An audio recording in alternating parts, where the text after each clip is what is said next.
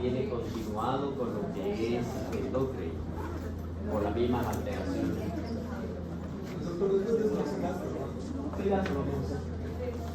Es más, un poquito más largo, menos complicado que endocrino, te la regalo. Casi parecido al neuro, casi. Bien, hablemos de un sistema, mejor dicho, son dos sistemas. El sistema extrapiramidal y el sistema piramidal. Nos van a dar alteraciones diferentes si es afectado uno u otro. Si nosotros vamos un poquito más allá de esto y tratamos nosotros de hacer una división de ello, vamos a ver primero cómo está formado el sistema extrapiramidal. ¿A cuál corresponde? Este es involuntario y el piramidal es totalmente voluntario. Entonces, veamos nosotros, por ejemplo, aquí, quiénes son los que van a venir a conformarlo. Vamos a ver el tracto rubroespinal, el olivoespinal, el retículo espinal, el tecto espinal y el vestíbulo espinal. Lo que vienen a conformar lo que es el sistema extrapiramidal. En cambio, el piramidal, como es voluntario, lo conforman tres sistemas a la vez. El córtico espinal lateral, el ventral y el córtico nuclear. ¿Para qué? Para poder, y ojo, los dos sistemas se tienen que comunicar de una manera directa. Y los dos sistemas no solamente comunicarse, sino coordinarlo. Porque si no lo coordinan, vamos a tener alteraciones y manifestaciones clínicas.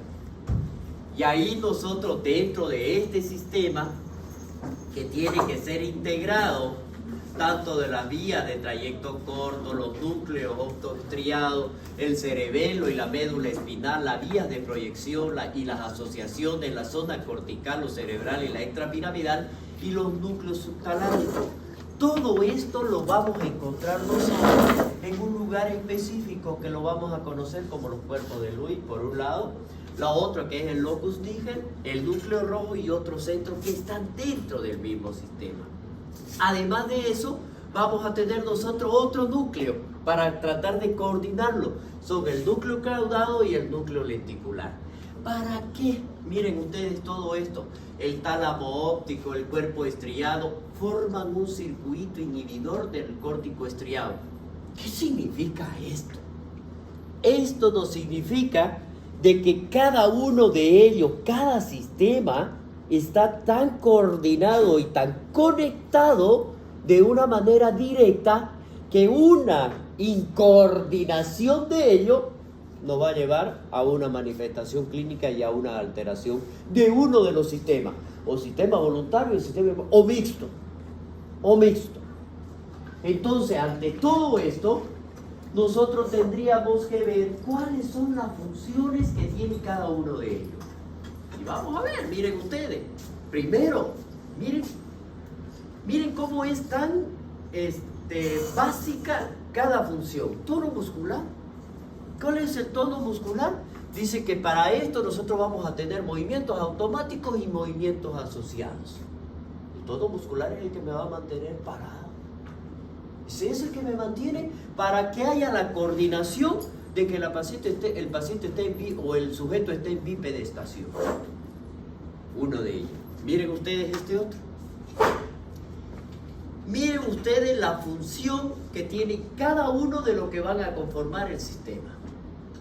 Vamos a hablar de la vía, la primera que me corresponde, la rubroespinal. ¿Qué y dónde se va a originar? Miren ustedes, en un núcleo dijimos, ¿no es verdad? Acuérdense del primer esquema que le envié para que exista la coordinación. Dice, en un núcleo que se conoce con el núcleo del núcleo rojo. ¿Dónde se encuentra este? En el mesencéfalo. Magnífico. ¿Cuántas fibras recibe? Recibe fibras aferentes de la corteza motora y del cerebelo. Y además de eso, va a emitir sus axones.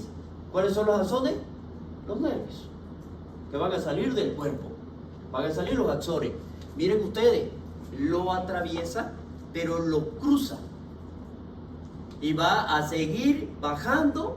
Viene a hacer una decusación, miren ustedes acá en el tegmental anterior, que va a seguir pasando para llega a la médula espinal, va a llegar a través de la protuberancia de cada uno de ellos para llegar a un bulbo que se conoce con el nombre de bulbo raquídeo. Todo esto de aquí va a llegar inclusive a un cordón, a ese cordón blanco lateral que va a tener en la médula espinal. Hagan de cuenta, ustedes lo tienen así. Ese es el corte transversal, que es lo que me está dando acá. Entonces es como si nosotros lo estuviéramos mirando de arriba. Entonces lo anterior y lo posterior.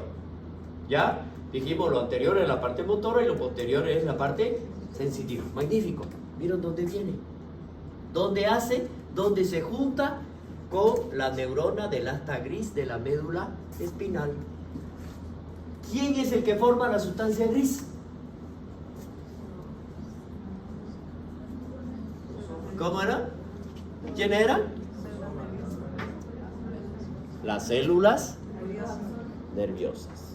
Células nerviosas son las que me forman la sustancia gris. Ojo. Miren ustedes qué es lo que va a pasar aquí. ¿Cuál sería su función entonces? Primero el control. ¿De quién? De los músculos flexores de los miembros, y es el excitador o el estimulador para que las neuronas motoras de estos músculos reaccionen. Es decir, son los que van a venir a estimular de los músculos flexores de quién? De los miembros. ¿Cuáles serían los músculos flexores? Esto. ¿Quién es el músculo flexor? ¿Del miembro superior? El bíceps braquial. ¿Y si fuera del miembro inferior? No.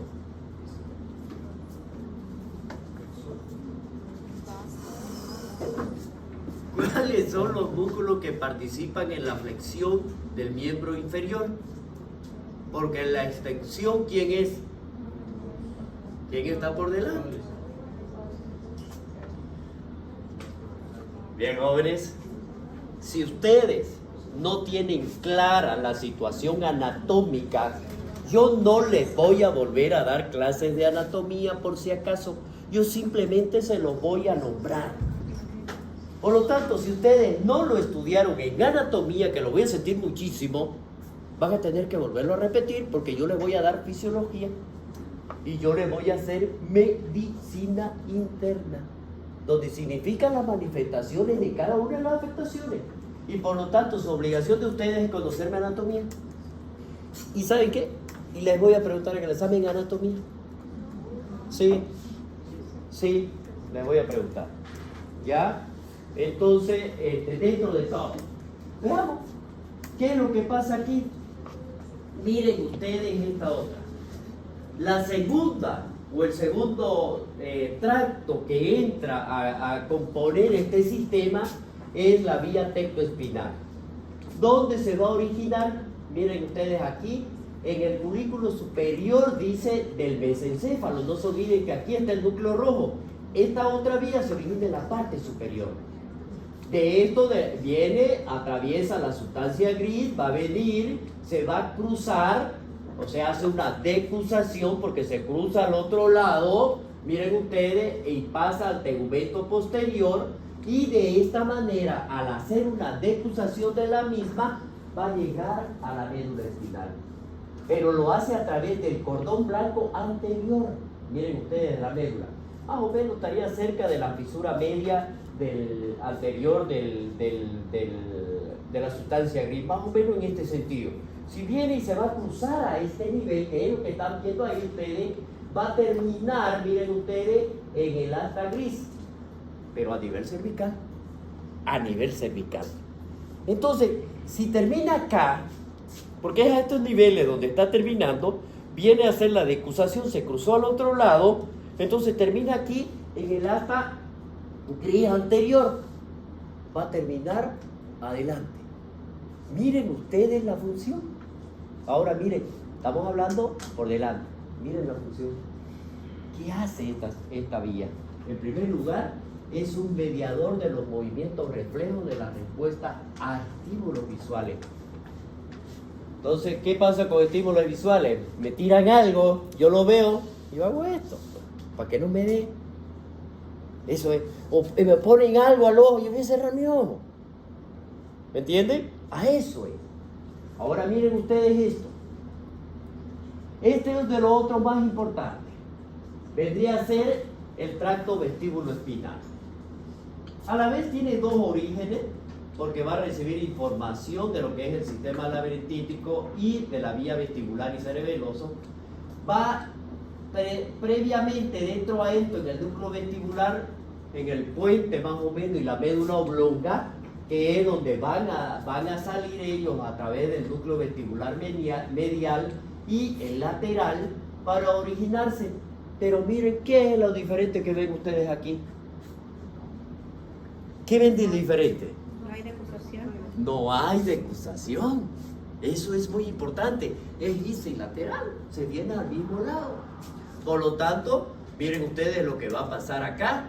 Si viene del mismo lado, atraviesa los axones del núcleo vestibular, desciende ipsilateral o homolateral por la médula oblonga, llegan al cordón blanco, que es donde se van a venir a depositar en el anterior de la médula espinal, uno que termina en ese lugar y otro que hacen sinapsis, es decir, se van a unir a nivel del hasta anterior de la médula espinal, donde en la sustancia gris. Pero es del mismo lado lo están haciendo. Entonces, ¿cuál sería su función? Primero recibe información del sistema laberíntico. ¿Cuál sería el sistema laberíntico? ¿El que me va a dar qué? Equilibrio. Y de la vía vestibular y del cerebelo. Todo conectado con el equilibrio. Entonces, si yo tengo alteración de esa vía, mi paciente va a tener un romper positivo. Ahora ya tiene que volver a leer romper, ¿no es verdad? Es excitador y control de los extensores en la postura. Es decir, estamos parados en bipedestación. Los tensores vendrían a ser todos los músculos que van a participar, tanto por anterior como por posterior y a nivel de tanto en miembros inferiores como de la columna vertebral. Aquí nosotros vamos a ver qué es lo que me está haciendo, qué es lo que me está logrando. ¿Para qué? Para que nosotros tengamos el equilibrio y podamos estar parados, pues. Si hay alteración de esta vía, entonces me voy a caer o voy a caminar como borracho. Y ojo, tienen que fijarse cuando un paciente camina así. Esta es la vía que está alterada. Miren ustedes esta otra vía. Dentro de ello, si nosotros hablamos del tracto retículo espinal, pues aquí se complica un poquito. Porque tanto la protuberancia como la médula oblonga, tanto el retículo espinal pontino como se la conoce, o retículo espinal vulvar como se la conoce en ambos orígenes. Veamos qué es lo que va a suceder de esto. Si hablamos de la protuberancia, miren ustedes, los axones que van a salir van directo hacia la médula espinal, en primer lugar. ¿Y qué van a formar? Ese puente o ese tegumento ponto-retículo espinal, la unión de ambos. Y descienden por el cordón blanco anterior, cordón blanco. Miren lo que hace al otro lado. Los axones cruzados y directos que vienen directamente hacia la médula espinal y van a formar lo que vienen a ser los tegumentos volvulo retículo espinal. ¿Y qué es lo que hacen aquí? Como descienden por el cordón blanco lateral y el otro lo está haciendo por la anterior, ingresan a la sustancia gris. Ellos están ingresando, pero solamente un lado, a la sustancia gris anterior de la médula espinal. ¿Y qué es lo que va a hacer esto? Van a facilitar o van a inhibir las acciones o los actos de las motoneuronas. Estas motoneuronas las vamos a dividir en las alfa y lo vamos a dividir en las gamma, que son neuronas que van a recibir diferentes tipos de estímulos para dar respuesta que nosotros las vamos a dirigir o las vamos a controlar, pero no de forma voluntaria. ¿Por qué? Por esto. Porque van a influir en nuestros movimientos voluntarios que nosotros tenemos. La actividad refleja y el tono muscular, porque nosotros se lo vamos a dar de una manera voluntaria, pero ellos tienen que interferir. El tono muscular, yo quiero que mi brazo se endure, por lo tanto yo voy a flexionar y voy a endurar y aumenta el tono. Eso es lo que estoy haciendo, ¿ya? Entonces miren ustedes lo que va a pasar aquí. Este sistema, el subcorticales, en este caso los núcleos basales, ya vénganse acá arriba, los núcleos basales están el núcleo estriado, globos pálidos, sustancia negra y los núcleos subtalámicos. No solamente estos van a estar relacionados con las actividades directas o voluntarias o involuntarias, sino también con secreciones. Y aquí dentro de esta, los núcleos basales, nosotros vamos a tener una sustancia que se secreta acá. Dentro de ellos tenemos la dopamina, que es una de los principales, que va a intervenir en el equilibrio y los movimientos finos. Y la otra es el cerebelo. Ayuda al control del tono muscular, de la postura y la coordinación de los movimientos. Es decir, para que un movimiento sea el adecuado y el coordinado, porque ya yo les dije, ¿no? Si yo, por ejemplo, si yo quiero caminar, lo voluntario, ¿cuál sería? El primer paso. Los demás son involuntarios. Y el tono muscular me lo está dando mi vía extrapiramidal para que yo pueda caminar y no me caiga o no me desequilibre. Eso es lo que está haciendo. ¿Listo? Bueno, esta es una imagen en la cual ustedes van a verla, ¿ya? Y ahí está el núcleo lenticular. Perdón. Esa es la cápsula interna, ya que es la que va a prácticamente envolver. Y si nosotros hablamos, este es el neo estriado o el núcleo estriado. Miren la diferencia entre cada uno de ellos, ¿ya? Y ese es el cuerpo estriado en su totalidad. A todos se lo conoce como cuerpo estriado. Si nosotros vamos a ver a este sistema extrapiramidal, y nosotros, ¿a qué nos vamos a referir? A todas las vías motoras, excepto a la que ya sabemos, pues, a la piramidal, porque esa no la vamos a estudiar ahora, la vamos a estudiar después. Pero todas las vías motoras corresponden al sistema extrapiramidal. Por tanto, se distinguen 3 síndromes motores que nosotros lo vamos a estudiar ahora. Dentro de cada uno, primero, la pérdida de movimiento voluntario y de plasticidad de la vía piramidal, sin pérdida del movimiento voluntario y con resultado de pérdida de la coordinación y ataxia que nos da el cerebelo, y el síndrome motor asociado a rigidez, movimientos involuntarios y temblor, que estaría relacionado con los núcleos basales y sopía. Ya le dije que los núcleos basales se secretan sustancias que intervienen en o participan en la estabilidad y los movimientos finos, como es la dopamina. Si nosotros hablamos cuál es la organización anátomo-fisiológica del control postural, bueno, eso no es para que crean ustedes, no, pucha, que había sido difícil neurología, porque esto lo estudian los neurólogos, no es verdad, para saber cuáles son los movimientos, no, es fácil, simplemente hay que organizarse.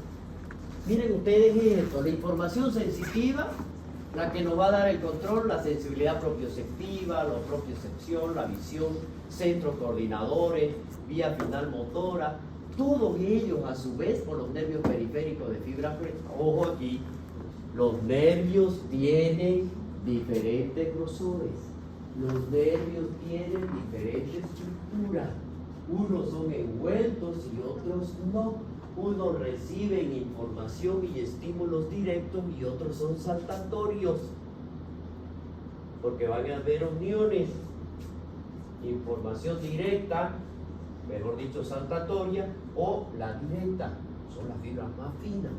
Y eso es lo que nosotros vamos a ver de las vías motoras, dentro de las cuales nosotros a través de la médula espinal, el vestíbulo espinal, retículo espinal, córtico espinal, médula espinal. Por lo tanto, ¿cuál es esa información sensorial que nosotros vamos a recibir? Primero por la visión. Y la visión me da información al sistema vestibular. Y el sistema vestibular me dice, señor, usted está parado. Esa es mi información propioceptiva. Me está diciendo qué es lo que yo estoy haciendo. ¿Para qué? Para que esa información venga y fortalezca los estímulos de los músculos para que me mantengan parado. A eso es. Miren ustedes. Si nosotros, y este es un cuadro clínico característico, en el cual nosotros vamos a distinguir dos grupos, principalmente. Un primer grupo de estos pacientes que tienen rigidez, hay bradicinesia, hay trastornos posturales, y entre esos trastornos posturales, con la rigidez y la bradicinesia, tenemos una enfermedad que seguramente todos han debido escuchar, es el Parkinson. Es el Parkinson y el síndrome parkinsoniano, que son diferentes. Uno es enfermedad y el otro es síndrome. Y el segundo grupo es el que compete a los movimientos involuntarios. Y ahí tenemos el Corea. Es el paciente que camina, y yo les voy a mostrar un video, no sé si saldrá. No sé si podemos reproducirlo acá.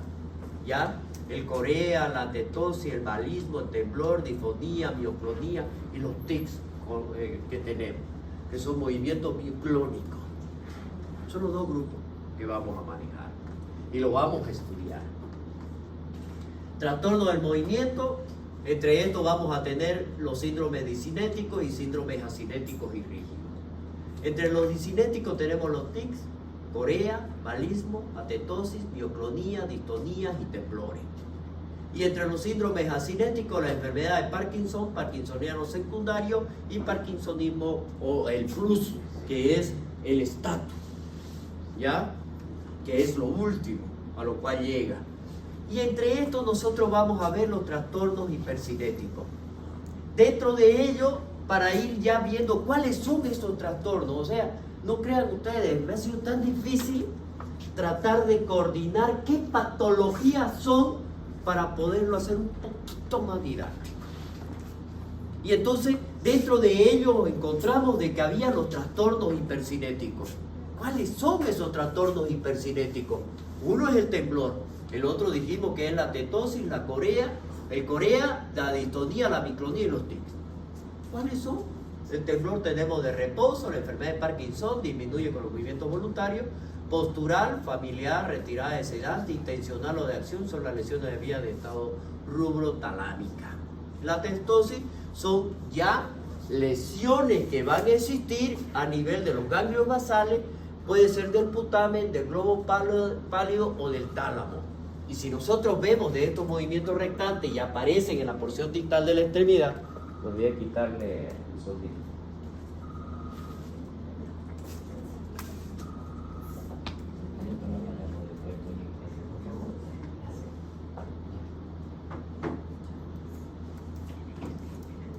Ya, Corea, en este caso son movimientos totalmente involuntarios. Aquí, ya anormales, de los pies, de las manos, se lo compara a bailar o tocar el piano, se presenta por contracciones irregulares que son repetitivas, sin ritmo, pero parecen que fluyen a través de los músculos. Si nosotros vemos la distonía, esto no hay una lesión estructural, a veces se la considera como una lesión talámica.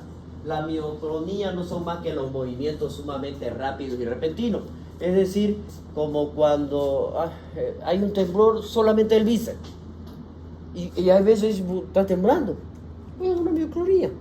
Pero ojo, si se presenta una mioclonía no es normal, no es normal. Si dura más tiempo, tenemos que ver cuál es la afectación. Los tics son parecidos a la corea, aparición más brusca, menos continuada. El paciente puede sentir una compulsión a hacerlo, ¿ya? Puede incluir vocalizaciones, coprolalia, es decir, repeticiones de obscenidades, ecolalia, repetición de palabras. Si nosotros hablamos, por ejemplo, café, me deseo café. Café, café, café, café, café. Así dice el paciente. Y uno cree que se está haciendo la burla. Entonces, y no es así. Ojo, son ese impulso de volverlo a repetir. Pero es porque existe una alteración. ¿Ya? Y la parte importante del síndrome de Guillain, que vamos a verlo después. Doctor, ¿y la tetosis? ¿Qué decía movimientos reluctantes? ¿A qué se refiere? Son los movimientos que aparecen en la porción distal. Y por ejemplo aquí, pues, si nosotros hablamos de los ganglios basales en la extremidad distal, si yo tengo que tomar esto, ya el paciente va a hacer esto. Son movimientos de esta manera, ¿ya? Entonces yo tengo que tomarlo, pero para tomarlo yo tengo que saber cómo lo voy a hacer, con qué fuerza lo voy a tomar, pues él no lo tiene. Ya este movimiento puede venir y tumbarlo, o puede agarrarlo y lo agarra muy fuerte, o inclusive no puede tomar este control. Entonces son alteraciones en la parte distal, no es el resto, porque puede ser que el paciente esté temblando en este sentido, inclusive muchas veces hasta le dificulta poderse alimentar. ¿Ya? Son temas que nosotros lo vamos a hablar en cada uno de ellos en las alteraciones patológicas. La disinesia, el balismo, son las sacudidas incontrolables de las extremidades superior e inferior. Se da por lesiones vasculares al núcleo subtalámico contralateral. La enfermedad de Huntington, en este caso los movimientos coreiformes, casi semejante al corea. Movimientos que no tiene el paciente y parece bailando samba, así le dicen bailador de samba al paciente con esto. La enfermedad de Parkinson, la asinesia, son la dificultad para iniciar un movimiento. Es decir, el paciente con Parkinson tiene esta posición, porque su centro está más abajo. Entonces él lo que le dificulta es poder iniciar el primer paso. Y como él no puede porque cree que se va a caer, entonces da los pasos más cortos y hace esto. Y el paciente camina así por rato, o si no, es como corriendo. No lo logra hacer. Entonces esos son movimientos que nosotros tenemos que ver para clasificarlo a nuestro paciente. Dentro de la bradicinesia es la velocidad y la amplitud de los movimientos, la falla en la planificación del movimiento, la activación de los músculos antagonistas y la lesión en la vía directa. Si nosotros hablamos un poquito más allá, como es la neuroquímica, por ejemplo, vamos a ver cuáles son esos mediadores importantes para que intervengan en estas actividades tan finas. Y ahí nosotros hablábamos de una, la dopamina. Está la GABA, que es el ácido gamma aminobutírico, la acetilcolina. Todas ellas van a producirse en las neuronas, tanto alfa como gamma. Y ahí vienen las uniones, la sinapsis y la presinapsis. ¿Dónde se van a liberar cada una de ellas? ¿Y en qué momento se van a liberar? El GABA, por ejemplo, el ácido gamma aminobutírico, cuando hay alteraciones de la misma, cuando se bloquea su liberación. ¿Quiénes son los que van a estimular o van a inhibir la liberación de ella? La dopamina se encuentra en las sustancias negras y caudadas, el GABA ubicado preferentemente en el globo pálido y sustancia negra, y la acetilcolina en los núcleos caudados y putamen. Bien, eso es la introducción a las diferentes enfermedades que nosotros vamos a ver. Si están cansados, yo les he dicho 10.000 veces, la puerta está abierta, pueden retirarse. No saben cómo estoy yo para venir a darle la clase con la impetu que le estoy dando. Ustedes no saben cómo me encuentro, pero yo aquí tengo que darle la clase a ustedes para que ustedes lo comprendan, ¿no es verdad? Y no estoy demostrando que no me gusta darle clase. Por lo tanto, si no les gusta la clase jóvenes, tienen la puerta abierta y van a tener presente. Pero no me gustan las actitudes de desagrado. Si no les gusta la clase, está la puerta abierta. Y no me voy a enojar. ¿Listo? Enfermedad de Parkinson. Esta es una enfermedad en la cual si ya bien fue descrita ya desde hace muchísimo tiempo, hablaban ya de un proceso en el cual existía una degeneración del sistema nervioso. Magnífico, pero no era del sistema nervioso común, sino del sistema nervioso central. Como esto era progresivo y de un avance crónico, el paciente iba decayendo cada vez más y más durante el tiempo. Hasta ahora lo siguen estudiando, hasta ahora continúan con ello. Se considera, miren ustedes, el segundo trastorno neurodegenerativo después de la enfermedad de Alzheimer. Y ojo, ambas pueden coexistir. El Alzheimer, que es un alemán, ya, juntamente el que lo descubrió, porque se olvidaban de las cosas, y por último, no reconoce absolutamente nada ni cómo se llama. No reconocen sabores ni olores por el proceso degenerativo y que se acompaña muchas veces con esta enfermedad.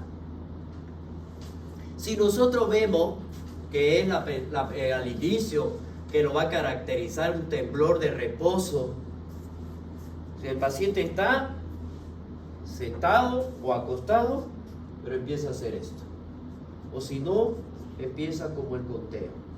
Son movimientos que nosotros lo vamos a ver. Hay bradicinesia, hay rigidez, alteraciones de los reflejos postulares, hay de los signos cardinales de la enfermedad. Esto vendrían a ser algo que a nosotros nos tienen que llevar adelante para poder analizarlo. Miren ustedes, la primera vez que lo descubrieron en 1817, Parkinson, James ya lo nombraba. Y él dijo todo lo que estaba sucediendo. Y él manifestó, son movimientos involuntarios, temblorosos, en la cual existe una disminución de la fuerza muscular, pero de la parte del cuerpo que puede estar en reposo, puede estar en actividad. Pero hay la tendencia, primeramente a lo que yo le dije, de inclinar el tronco hacia adelante, y el paseo prácticamente para ellos se transforma en una carrera. Porque no pueden iniciar el primero y el paciente ya tiene que dar estos pasos cortos para poder mantener. Ojo, aquí no le afecta ni el sentido ni la inteligencia. El paciente tiene todo. Cuando se asocia a las cuestiones se agravan. Y ahí vamos a ver nosotros. Si hablamos de esto, de la prevalencia de la enfermedad que se va a relacionar con la edad, principalmente aquellos si nosotros consideramos 3 a 4 casos por cada 100.000 habitantes, en los pacientes inferiores a los 40 años. Pero dice que en aquellos pacientes que tienen 70 años o más, superan los 500 casos por cada 100.000. Es decir, no estamos libres. Menores de 40 o los 70 para arriba. La incidencia anual para esta enfermedad va a variar entre un 5 a 26 casos por cada 100.000, y el pico va a estar entre los 60 y los 69 años aproximadamente, que es cuando más se han presentado. Todo en el continente europeo, por ejemplo, en las personas mayores de 60 años no supera el 2%. En España o el Reino Unido, 120.000 habitantes son comprometidos. En América del Norte se encontró 1 millón de pacientes, es decir, el 1% de las personas de estos tenía más de 65 años y predomina en las regiones caucásicas. Hay aumento en el medio rural y en varones principalmente. Miren esto, mientras esto va evolucionando, evoluciona la muerte de nuestro paciente, porque es un proceso neurodegenerativo y por lo tanto va a llegar a postrarlo al paciente. Y cuando llega a postrarlo, ahí es cuando nosotros vamos a ver que vienen las otras complicaciones de otras enfermedades que se van a sumar, porque necesariamente no muere por el Parkinson, mueren por las complicaciones que puedan existir. Tasas bajas, por infecciones intercurrentes, por caída, menos probabilidades de fallecer a consecuencia de un cáncer o enfermedades cardiovasculares que la población general, y la mortalidad está entre 1 y 2%. ¿Cuál sería la etiopatogenia de esto?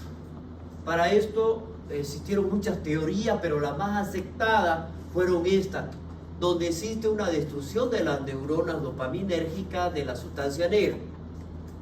No se olvide, le dije yo que la dopamina es la que viene y controla los movimientos, mejor dicho, coadyuva en estos movimientos finos o en la estabilidad.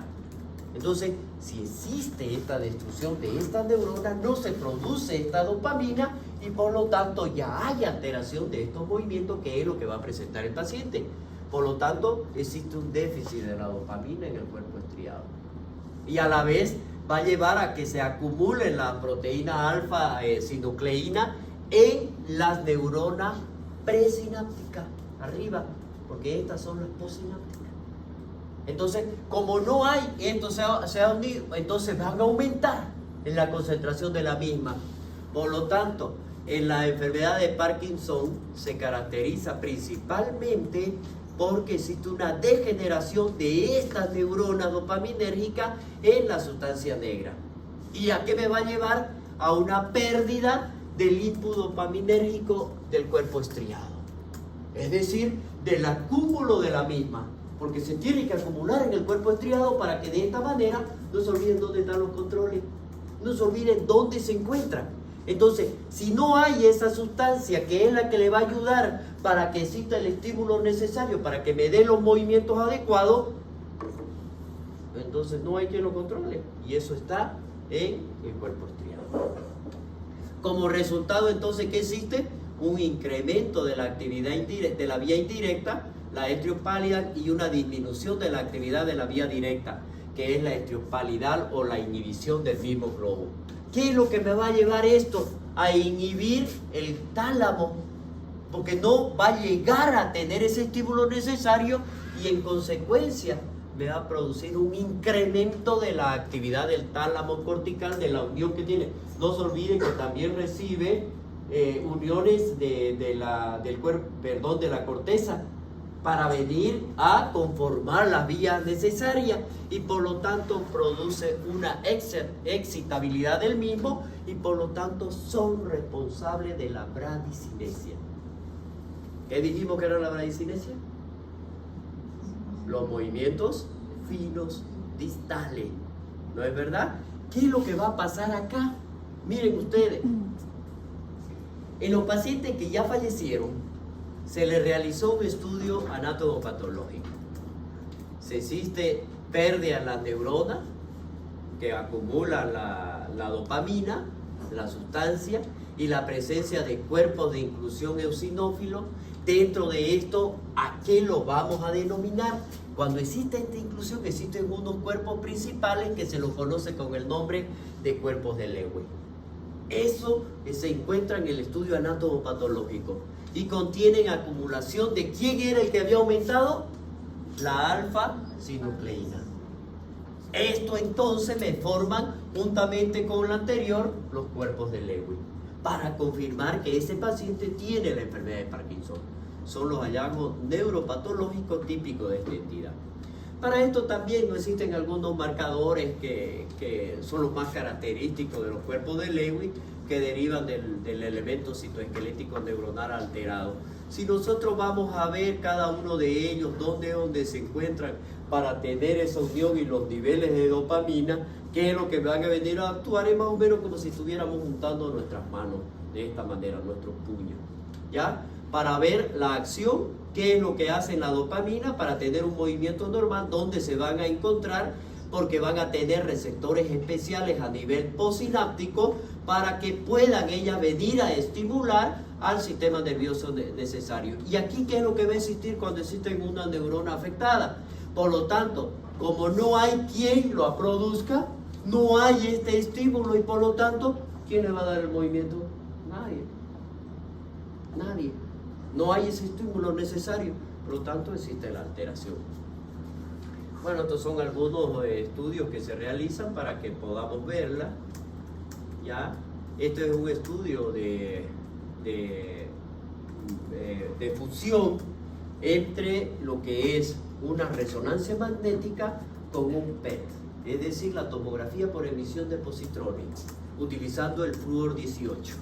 donde vemos la actividad principal, que es lo que se necesita a este nivel.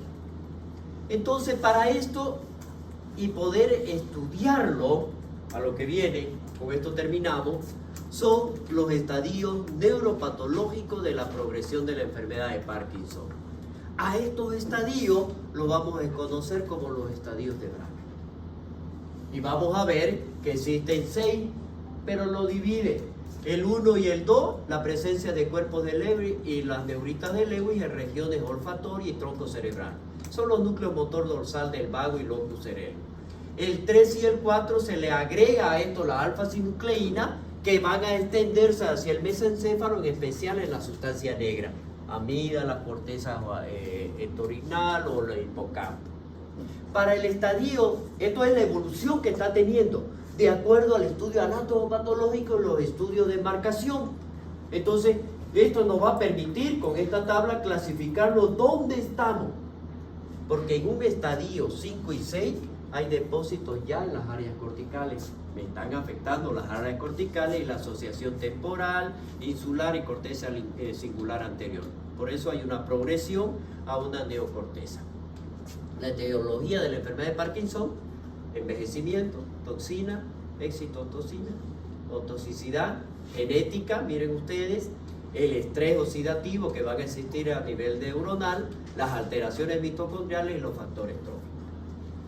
Vamos a quedar aquí ya para que podamos hablar el día jueves de lo que viene a ser la formación de radicales libres. ¿Por qué? Porque para esto necesito que me comprendan desde todo punto de vista fisiológico cómo es que me va a provocar la alteración del mismo. Porque si no lo comprendemos esto, estamos listos. Porque no vamos a comprender todas las otras alteraciones que vienen. Todas se suman, por si acaso. ¿Ya? Bueno, y disculpen, jóvenes, si yo me porto alguna vez como me porté. No me gustan las demostraciones de que no me gustó la clase. ¿Ya? Y no es que yo estoy buscando que les guste a todos, pero aunque sea disimulemos que sí nos gusta. ¿Listo? Doctor, una pregunta. Dijo que Parkinson también en el reposo. ¿También incluye cuando duerme el paciente? Sí. También. Por eso, cuando es el reposo, inclusive el paciente durmiendo está. ¿Ya? Pero eso ya significa que hemos llegado a un Parkinson Plus, que es el de estatus, es el último punto. Ya el Parkinson avanzado. ¿Ya? Muchas veces el paciente tendría que uno alimentarlo porque ellos no van a poder. Al comienzo o a la primera clase dijo que eso es lo mismo en la enfermedad de Parkinson. Sí. Con el síndrome. No, eso es lo que vamos a ver. El síndrome ya existen otro tipo de alteraciones y son adquiridos. La enfermedad es la que se va a formar por alteraciones neuronales. Una persona puede tener ahora parkinsoniano, pero no tener el tipo de dolor. Exacto. Pero provocados, son secundarios. Eso es lo que vamos a ver.